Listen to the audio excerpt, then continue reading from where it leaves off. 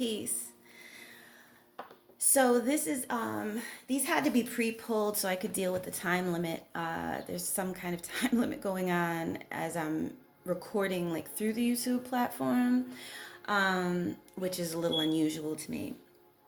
I would pre-record before for past readings that I've done on other channels, but I hope all of you are doing well in these release and flow and release energies.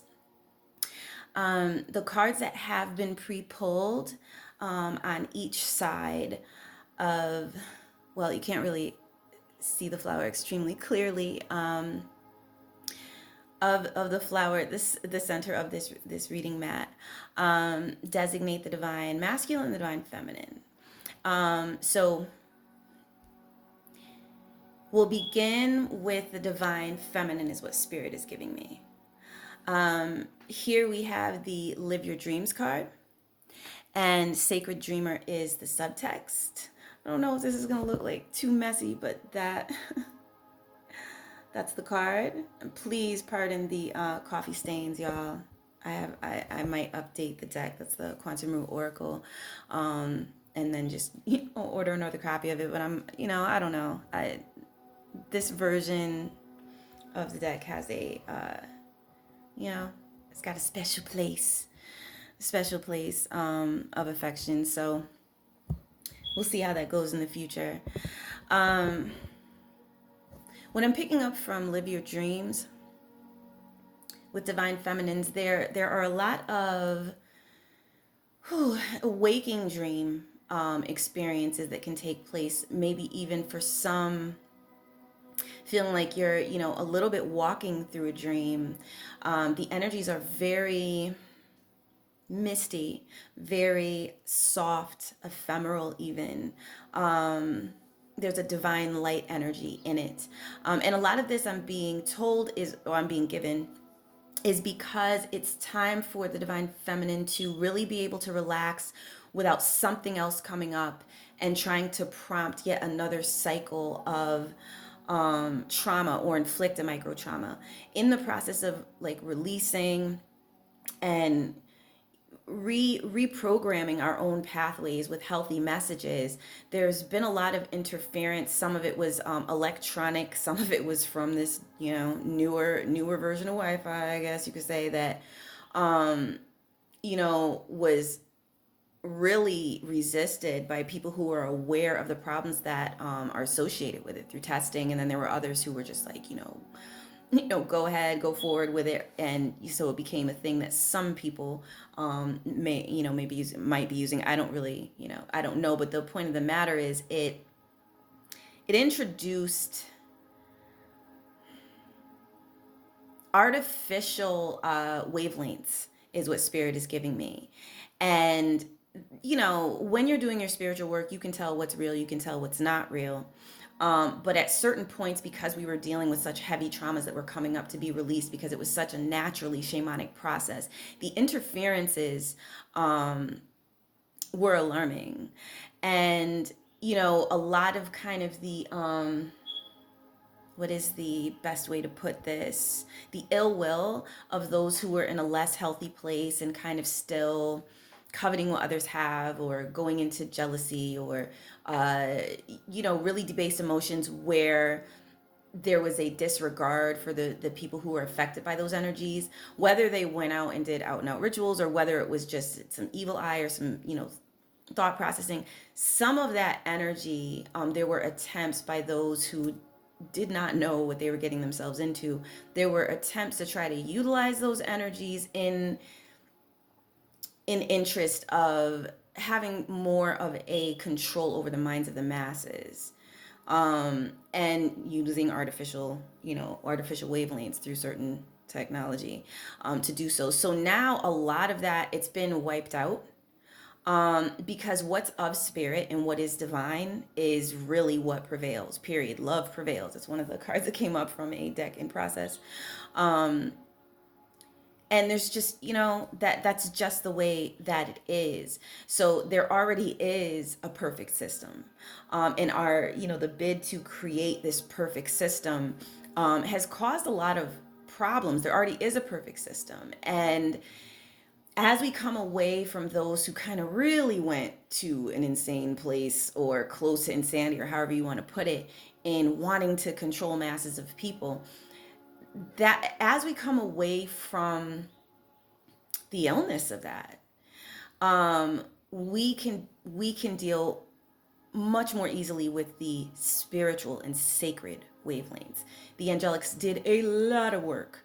I did some shamanic work, and it was, some of this stuff was alarming, some of it was trying to, get into people's dream spaces and things of that nature. And shamanic work, while not always easy, is so deeply rewarding and can help generations of people to come up from under a sway that was falsely laid upon them. So we're seeing a lot of corrections in process to undo the effects of what happens when greed thinks it has power. Greed, as, I don't know, if when people feel like they don't have enough or they can't be happy with what they have, like, it's something to be careful with, because you always have what you need. And if there is more that you require, you can ask, knock and you shall receive. You know what I'm saying? It's that sort of thing. So the divine feminine is wading through her beliefs, trying to make sense of things, and spirit is saying just go with the flow. Because, like, ultimately when we're talking about divine feminine, sacred mothers, like, when we go with the flow, we know what's up. It's not even something that takes 5 minutes, 10 minutes, whatever. It's like we know what's up. It really feels instantaneous. And that is something that is undisturbed. It's just when there's so much mental chatter, and freaking out and anxiety and panic and that kind of thing, it's hard to hear that. So some were triggered to the point where they would stop going round and round in their minds, so they could learn to turn away from things that are trying to get them to engage through conflict, and they could get back to the water. And I went through some hard triggering. I'm not the only one. I have loved ones who went through some hard triggering, in these past couple of years, and even, like, some of the portions of the beginning of this year. Like, once the toxicity that was being projected from someone else's evil eye, or a bunch of other people's evil eye, like, it was such a relief to feel like the water's flowing. The waters do flow. So the divine feminine's doing, experiencing some massive healing, and that's going to affect the women on the planet, and how we relate to ourselves, so we can get out of those self-rejection cycles and see how very sacred femininity is, so that we can also see how very sacred masculinity is, and stop fearing it, or stop trying to become it and be the one who's now holding the masculine power, because things started to get really distorted, y'all. Um, the divine masculine is dealing with sacred water energy. And so there's been a lot of dissolve of ego, having to let go, of being heard, having to let go of knowing every step that needs to be taken. Because when anyone gets too rigid and feeling that they have to know the right way, and they, you know what I'm saying, they have to map this out, they have to plan this out. It's almost like that God makes, make a plan and God laughs. I can't remember the exact saying, but it's something along those lines. And it's like, there is that flow, that sacred spiral, that curve element. This is why the divine feminine and the divine masculine are, I feel like, and work so well together, because where one can handle, and this is not to say women cannot handle analytical things. We know this is not the case. I'm talking about as functions of being. There are certain areas where we have natural aptitudes and kind of a natural spiritual force that's been endowed upon us, because we were born as a woman or born as a man, and we have the equipment in the womb to process certain things as divine feminine. And you know what I'm saying? Like, he may have a certain, from his experience as a male, a certain type of heart to be able to deal with spiritual warfare in a different way. The divine masculine has been experiencing some of the wonders of the waters of his divine feminine, the higher waters, higher astral, because yes, the sacred waters card is higher astral. And he's like overcome with emotion and so happy and doesn't want to leave. But part of this, it's almost like it's a renewal experience. Serious thing is the best way to put it. It's a renewal experience while he cools off, because seeing the divine masculine, divine feminine put through so much suffering was really inspiring, an anger in him. He was tired of seeing people try to take from her. He was tired of, and this is divine feminines across the board, and divine masculines across the board who just could not take it anymore. Like, you're not going to keep coming from our woman like this. You know what I'm saying? And there was a certain energy that was coming up.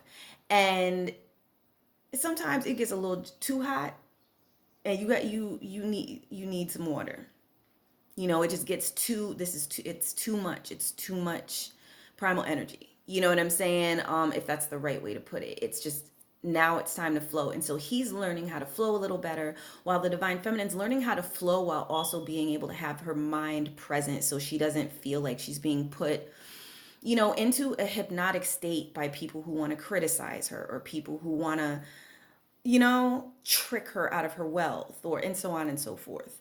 Because just so many divine feminines have had to work hard without real support, and then here's something that comes to try to take it from them.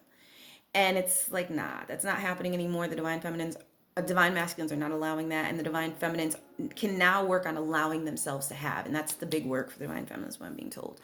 You are a loving, illuminated being. There are ancestral gifts coming, foundations, sacred dream spaces where you can interact with your divine lover, with your divine mate, where the divine feminine, divine masculine can interact. Some of it will be at first, just kind of like a, maybe not like a regular dream, but getting used to a dream space that makes a little more sense.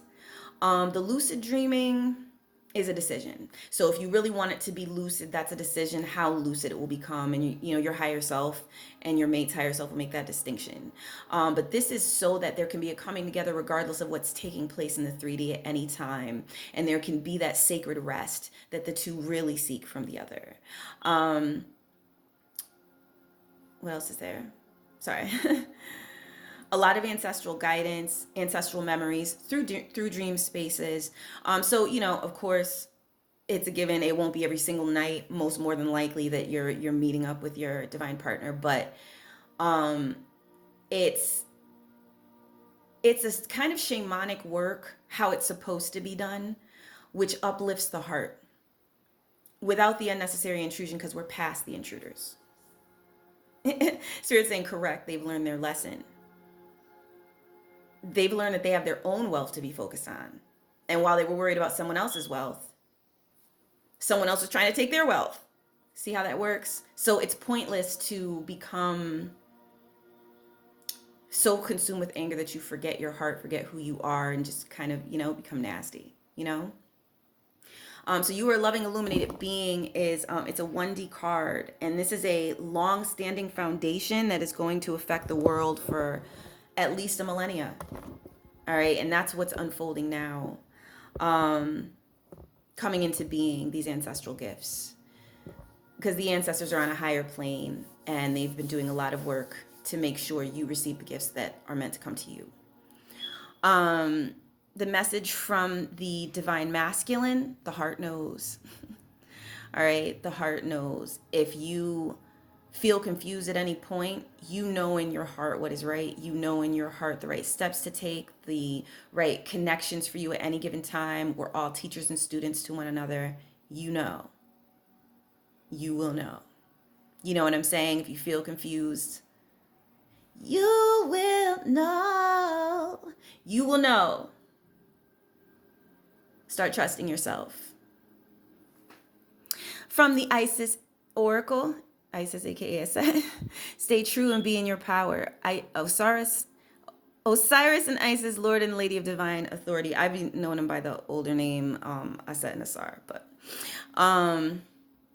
as you accept it, your ability to help others to rise up their potential will come through as an undeniable force